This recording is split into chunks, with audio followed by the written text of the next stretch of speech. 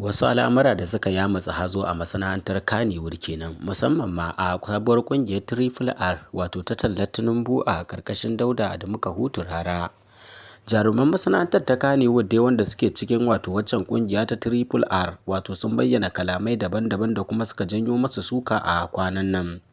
Kalaman su Fati Muhammad da kuma a Hadiza Kabara Abdullahi Alhikima da ke nuni da cewa duk wata mace 'yar Kannywood tsohuwa ko yarinya ya zama dole ta tallata manufar APC da kuma zaɓar Asiwaju Bola Ahmed Tinubu a matsayin shugaban Najeriya a karo na biyu, wanda hakan ya fusata 'yan Najeriya da dama, musamman ma mutanen da ke kallon halin da ake ciki da kuma yanayin da arewacin Najeriya ke ciki. Ƙungiyar Triple R dai wata ƙungiya ce daga masana'antar Kannywood da aka zaɓo wasu daga cikin 'yan fim ɗin domin tallata manufofin Asiwaju Bola Ahmed Tinubu ƙarƙashin jagorancin mawaƙi Dauda Adamu Kahutu Rara.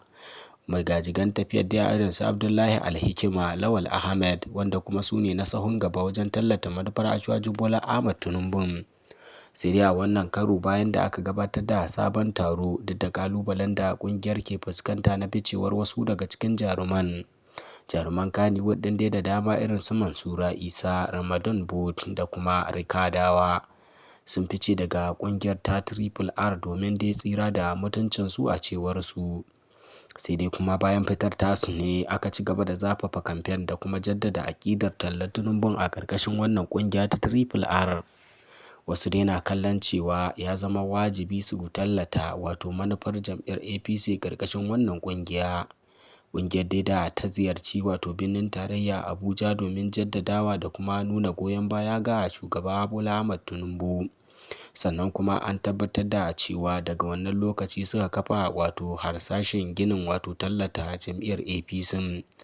Sai dai kuma ba nan gidan ke sakar ba, domin kuwa a yanzu haka 'yan Najeriya na ci gaba da yin tofin alatsi ne dangane da kalaman da ke fitowa daga 'yan ƙungiyar irin su Hadiza Kabara, Fati Muhammad da kuma Abdullahi Alhikima.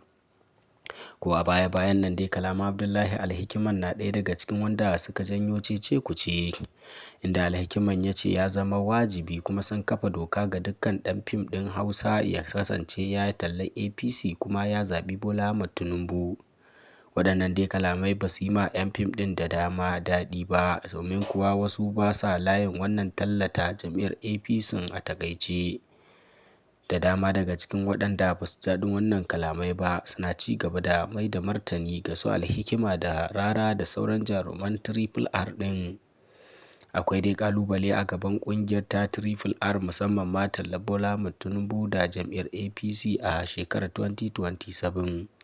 Duba da halin da ake ciki na matsi da kuma tattalin arziki da kuma matsalar rashin tsaro wadda ke addabar musamman ma arewacin Najeriya.